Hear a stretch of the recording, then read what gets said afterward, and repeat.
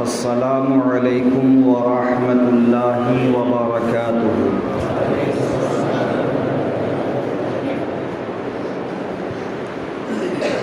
الحمد للہ الذی ابدع الافلاک والارضین،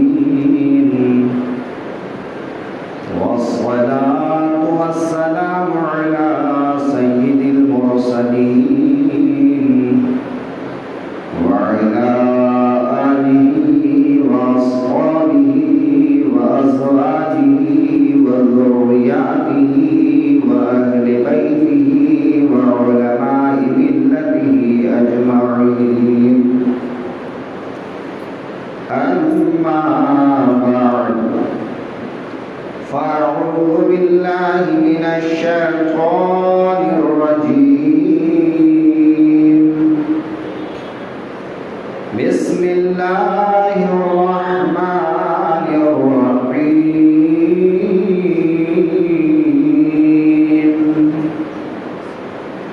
حاميم والكتاب المبين، إنا أنزلناه في ليلة مباركة إنا كنا منذرين فيها يفرق كل أمر حكيم،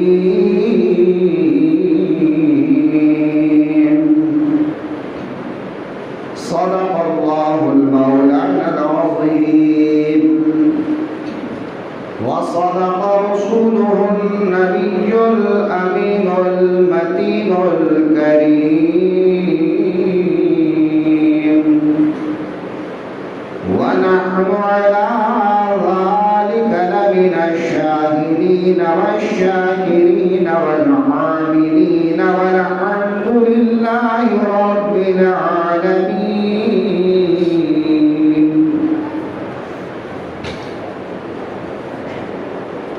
سب سے پہلے آقائے دو جہاں سرور کون و مقام مونس انس و جاں ارواح نافدہ حضرت محمد مصطفیٰ صلی اللہ علیہ وآلہ وسلم کی دربار گوہربار میں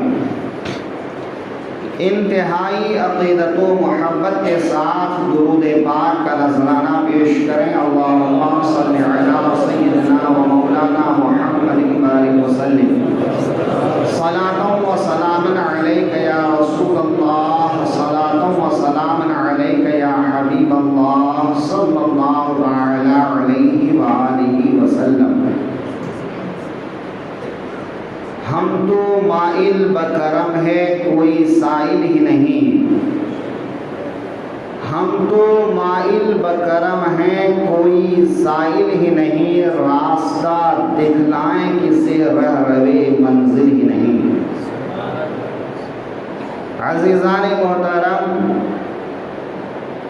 سورہ دخان کی جن آیات کو میں نے تلاوت کر کے اپنی گفتگو کا عنوان قرار دیا ہے، اللہ رب العزت ارشاد فرما رہا ہے حامیم۔ حامیم یہ حروف مقطعات میں سے ہے۔ حروف مقطعات کا کوئی ترجمہ ہم لوگ نہیں کرتے، بس اس کے حق اور سچ ہونے پر ہمارا ایمان۔ والکتاب المبین، اور قسم ہے روشن کتاب کی، انا انزلناہ فی لیلۃ مبارکہ، کہ بے شک ہم نے اس کو اتارا ہے برکت والی رات میں۔ انا کنا منذرین، بے شک ہم لوگوں کو ڈر سنانے والے ہیں۔ فیہا یفرق کل امر حکیم، اس رات فیصلہ کیا جاتا ہے ہر حکمت والے کام کا۔ ان آیات میں اللہ رب العزت نے ارشاد فرمایا کہ قرآن پاک برکت والی رات میں اتاری گئی۔ برکت والی رات سے مراد کون سی رات ہے؟ مفسرین کے الگ الگ اقوال ہیں۔ ہم اپنی گفتگو میں بار بار کہتے ہیں کہ اس آیت کی تفسیر میں مفسرین کے الگ الگ قول ہیں۔ اس کی وجہ یہ ہے کہ تفسیر کہتے ہی ہیں اللہ تعالیٰ کے کلام کی تشریح کرنا انسان کی طاقت کے مطابق جو منقول ہو اس نقل کے مطابق۔ ظاہر ہے کہ جو آقا کریم سے منقول ہو، صحابہ سے منقول ہو، تابعین تبع تابعین سے منقول ہو، تو انسان اپنی طاقت کے لحاظ سے، اپنی قدرت کے لحاظ سے اس میں نقطہ آفرینی کر سکتا ہے، لیکن اس کے لیے شرائط ہیں کہ قرآن کریم کے معنی اور مطالب بتانے کے لیے 8 علوم پر انسان کو مہارت ہونا ضروری ہے، اور جن کو یہ مہارت حاصل ہوتی ہے وہ دلائل کی روشنی میں کسی آیت کا معنی اور مطلب اور اس میں نقطہ آفرینی بیان کر سکتا ہے۔ تو اب ظاہر ہے کہ مختلف صحابہ کرام سے مختلف اقوال مروی ہو سکتے ہیں، ان کے بعد والوں سے مختلف اقوال منقول ہو سکتے ہیں، مختلف مفسرین الگ الگ تفسیر بیان کر سکتے ہیں۔ ایسے موقع پر دیانت داری کا تقاضا یہ ہوتا ہے کہ آدمی مفسرین کے اختلاف کو بیان کر دے، الگ الگ معنی کو بیان کر دے، تاکہ جب کبھی کسی کے زبان سے کوئی دوسرا معنی سنے تو اسے غلط نہ سمجھے۔ آج یہی اکثر ہوتا آتا ہے کہ ہم ایک معنی بیان کر دیتے ہیں، دوسرے معانی کو چھوڑ دیتے ہیں، تو سننے والوں کے ذہن میں وہ معنی بیٹھ جاتا ہے۔ اب اگر کہیں کوئی عالم کوئی دوسرا معنی بیان کر دے تو فوراً کہتے ہیں اس مولانا نے غلط بیان کیا، حالانکہ انہوں نے غلط بیان نہیں کیا ہے۔ وہ بھی ایک قول ہو سکتا ہے۔ ہاں، دلیل کی روشنی میں اگر کوئی غلط معنی بیان کرتا ہے تو اس کو رد کرنے کا حق ہے، لیکن علماء کے اختلاف کو بیان کر دینا یہ زیادہ ضروری ہے کہ اگر کوئی مسئلہ اختلافی ہے تو اس اختلافی مسئلے کو اختلاف کے ساتھ بیان کیا جائے۔ اس کی میں ایک مثال دینا چاہ رہا تھا کہ ہم اور آپ نماز ادا کرتے ہیں تو مصلی پر کھڑے ہونے سے لے کر سلام پھیرنے تک مختلف کام کرتے ہیں۔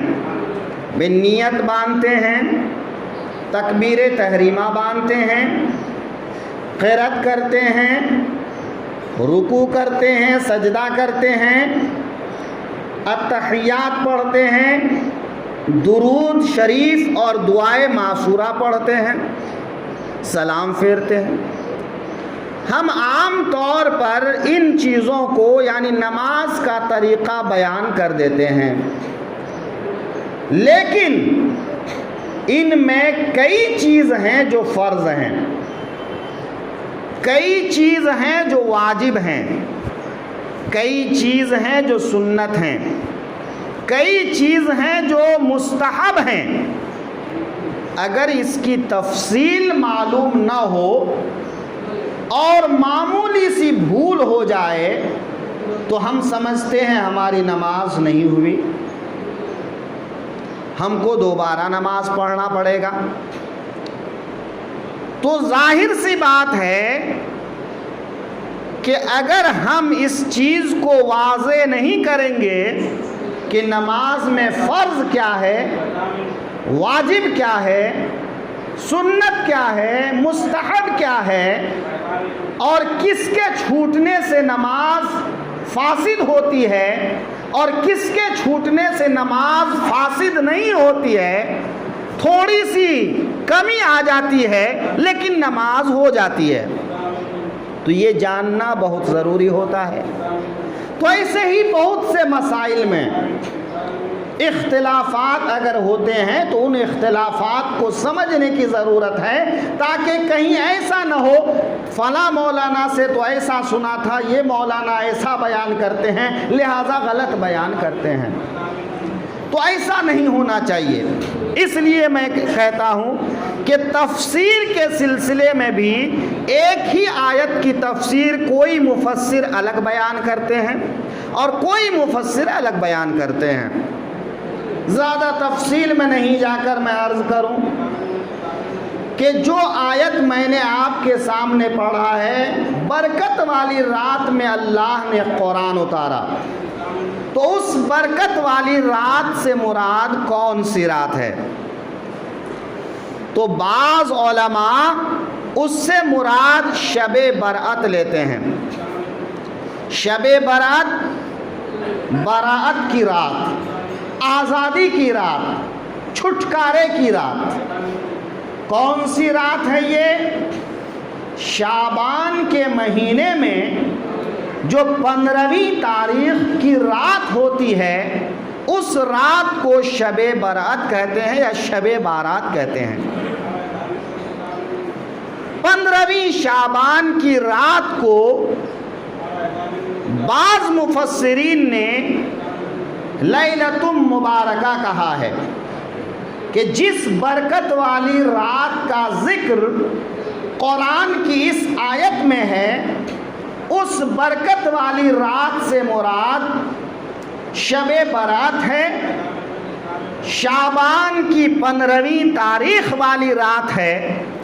اب مطلب یہ ہوا کہ یہ قرآن شب برات کو نازل کیا گیا۔ اب دیکھیے کہ سورہ قدر میں اللہ رب العزت کا ارشاد ہے، اِنَّا أَنزَلْنَاهُ فِي لَيْلَةِ الْقَدْرِ، کہ بے شک ہم نے قرآن کو اتارا لیلۃ القدر میں۔ لیلۃ القدر کے سلسلے میں علماء کا بیان ہے کہ وہ ماہ رمضان میں ہے۔ بعض علماء نے فرمایا کہ ماہ رمضان کی 27ویں شب ہے۔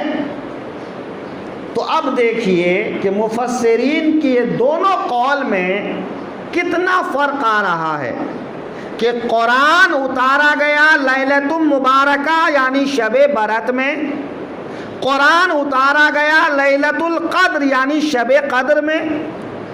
اب شب قدر رمضان میں ہے اور لیلۃ مبارکہ شعبان میں ہے۔ اب کیسے اس چیز کو سمجھیں گے؟ تو اسی لیے میں کہتا ہوں کہ مفسرین کے الگ الگ اقوال ہوتے ہیں، لہٰذا اس اختلاف میں پڑھ کر اپنے ذہن کو الجھانے کی ضرورت نہیں ہے۔ بھئی چاہے وہ شعبان کی 15ویں رات ہو، چاہے رمضان کی 27ویں رات ہو، قرآن اللہ کی نعمت ہے اور ہم کو نعمت ملی ہے تو ہم اس نعمت کا شکریہ ادا کرتے ہیں۔ بہرحال اس برکت والی رات میں، آج شب قدر کی بات نہیں کریں گے، اس برکت والی رات میں یعنی شعبان کی 15ویں شب میں اللہ نے قرآن اتارا۔ اس کا مطلب بھی الگ ہو سکتا ہے، کبھی کسی موقع پر بیان کریں گے۔ شب برات ہے کیا؟ تو اللہ تعالی اسی آیت کا اگلا حصہ بیان فرماتا ہے، اِنَّا كُنَّا مُنذِرِينَ، اے لوگو ہم تم کو ڈر سنانے والے ہیں۔ اے لوگو اللہ سے ڈرو۔ جب انسان کے دل میں ڈر ہوتا ہے تو انسان غلط نہیں کرتا۔ آپ ایک مزدور کو کام پکڑا دیتے ہیں اور دوسری جگہ چلے جاتے ہیں۔ اب مزدور کام کرتا ہے تو 2 دن کا کام 4 دن میں کرتا ہے، چل رہا ہے تو چل رہا ہے، بیٹھا ہے تو بیٹھا ہے، کر رہا ہے تو کر رہا ہے، اپنی من مرضی سے کر رہا ہے۔ لیکن مزدور کو کام پکڑانے کے بعد آپ وہیں بیٹھے ہیں، اب نہ وہ بیٹھ رہا ہے، نہ بیڑی سگریٹ چائے کے بہانے وہ گھنٹہ ٹائم پاس کر رہا ہے، اب نہ وہ سستی کا مظاہرہ کر رہا ہے۔ 2 دن کا کام ہے تو 2 دن میں پورا کر دیتا ہے۔ تو دیکھیے کہ اگر مالک سامنے ہے، موجود ہے، مزدور کو یقین ہے کہ اگر میں نے سستی کی تو مالک کی طرف سے ڈانٹ پڑے گی، تو وہ سستی نہیں کرتا ہے۔ تو ہمارا بھی کوئی خالق ہے، ہمارا بھی کوئی مالک ہے، ہم کو بھی کسی نے دنیا میں بھیجا ہے، ہم کو بھی کسی کام پر لگایا گیا ہے۔ تو اگر ہمارے دل میں ڈر ہو کہ ہمارا مالک کبھی سوتا نہیں ہے، ہمارا مالک ہمیشہ دیکھتا رہتا ہے، ہمارا مالک کبھی غفلت نہیں برتتا ہے، تو اب ہم کو اپنا کام کرنے میں سستی کا مظاہرہ نہیں کرنا چاہیے، غفلت کا مظاہرہ نہیں کرنا چاہیے۔ تو جب ہر حال میں ہمارا رب ہم کو دیکھ رہا ہے تو ہم بات بات پر جھوٹ کیسے بول دیتے ہیں؟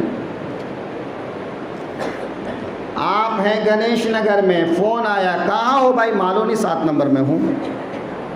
کب ملاقات ہوگی؟ بھائی 2 گھنٹہ لگے گا۔ بار بار جھوٹ بولتے ہیں، بات بات میں جھوٹ بول دیتے ہیں۔ آپ کو جو بھی حکم دیا گیا آپ حلال کمائیں، حلال کھائیں، لیکن آپ فکر نہیں کرتے کہ جو کمائی ہمارے گھر میں آ رہی ہے وہ حلال کی ہے یا حرام کی ہے۔ آپ پر 5 نمازیں فرض کی گئی ہیں، آپ کبھی 1 پڑھتے ہیں، کبھی 2 پڑھتے ہیں، کبھی پوری نہیں پڑھتے ہیں، کبھی ہفتے میں پڑھتے ہیں، کبھی سال میں پڑھتے ہیں۔ تو کیا مالک سے ڈرنے کا یہی تقاضا ہے؟ یقیناً نہیں۔ اگر مالک کا خوف ہوگا تو انسان غفلت نہیں کرے گا، تو پھر وہ نماز کیوں چھوڑتا ہے؟ وہ روزہ کیوں چھوڑتا ہے؟ وہ اپنے فرائض کو انجام دینے میں سستی کیوں کرتا ہے؟ اِنَّا كُنَّا مُنذِرِينَ، بے شک ہم ڈرانے والے ہیں۔ اے لوگوں یاد رکھنا، اگر تم نے غفلت کیا تو جہنم تیار ہے، عذاب تیار ہے، آگ تیار ہے، مصیبتیں تیار ہیں۔ بس تمہاری غفلت ہوئی کہ تم مصیبت میں مبتلا ہوئے۔ اب دیکھیے، کبھی کبھی احساس کا نہ ہونا یہ بھی مصیبت ہے۔ آپ کو کسی چیز کا احساس نہیں تو یہ عذاب سے کم نہیں ہے۔ آپ کو احساس نہیں ہے کہ نماز نہیں چھوڑنا چاہیے مگر چھوڑتے ہیں، جھوٹ نہیں بولنا چاہیے مگر بولتے ہیں، حرام نہیں کرنا چاہیے مگر کرتے ہیں، حلال کام کرنا چاہیے، حلال روزی کھانا چاہیے لیکن نہیں کھاتے ہیں، اور احساس بھی نہیں ہے۔ جب احساس مر جاتا ہے، ضمیر مر چکتی ہے، تو انسان کے اوپر ایسی مصیبت آتی ہے کہ انسان کی عزت خطرے میں آتی ہے، انسان کا وقار ختم ہو جاتا ہے، انسان کی طاقت ختم ہو جاتی ہے، انسان ذلیل و رسوا ہو کر رہ جاتا ہے۔ ذرا غور کیجئے، یہی وہ لوگ تھے جنہوں نے جس طرف رخ کیا اس طرف فتح کر لیا، لیکن آج یہی وہ لوگ ہیں کہ ہر جگہ ان کی عزت پامال کی جاتی ہے، جان پامال کی جاتی ہے، مال پامال کیا جاتا ہے۔ علامہ اقبال نے کہا وہ زمانے میں معزز تھے مسلمان ہو کر، وہ زمانے میں معزز تھے مسلمان ہو کر، ہم خار ہوئے تارک قرآن ہو کر، تو ہم نے قرآن چھوڑ دیا تو ذلت ہماری مقدر ہو گئی۔ قرآن چھوڑنے کا مطلب کیا ہے؟ قرآن چھوڑنے کا مطلب یہ ہے کہ ہم نے پڑھنا پڑھانا بھی چھوڑ دیا اور عمل کرنا بھی چھوڑ دیا۔ اسلام کو ہم نے ہفتہ کا ایک دن کا مذہب، عید آئے گی تو خوشیاں منائیں گے، جمعہ آئے گا تو غسل کر کے نماز پڑھیں گے، جبکہ قرآن کہتا ہے دن رات میں 5 نمازیں فرض ہیں، لیکن ہم چھوڑے بیٹھے ہیں۔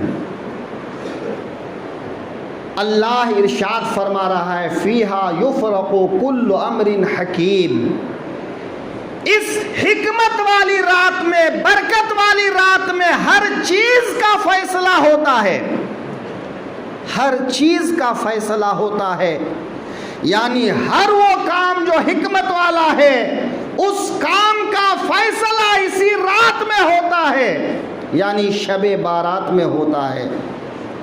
حضرت علی رضی اللہ تعالی عنہ سے مروی ہے، فرماتے ہیں کہ جب شعبان کی 15ویں شب آئے تو اس کی رات میں قیام کرو، دن میں روزہ رکھو، کیونکہ اللہ تعالی اس رات کے سورج غروب ہونے کے بعد سے ہی آسمان دنیا پر نزول فرماتا ہے اور پکارتا ہے الا من مستغفر فاغفر لہ، کیا ہے کوئی مجھ سے بخشش مانگنے والا کہ میں اسے بخش دوں، الا من مسترزق فارزقہ، کیا ہے کوئی مجھ سے روزی مانگنے والا کہ میں اسے روزی دے دوں، الا من مبتل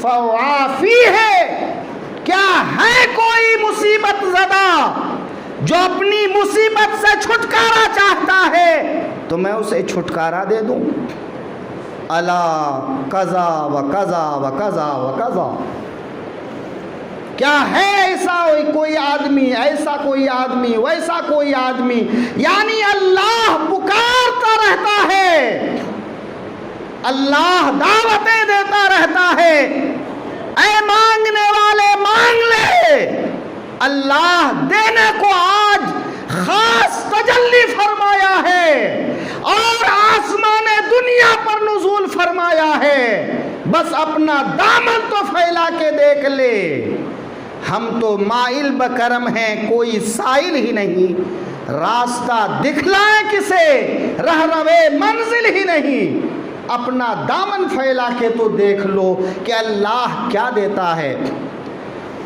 حتی یطلع الفجر، یہ پکارتا رہتا ہے یہاں تک کہ فجر کا وقت ہو جاتا ہے۔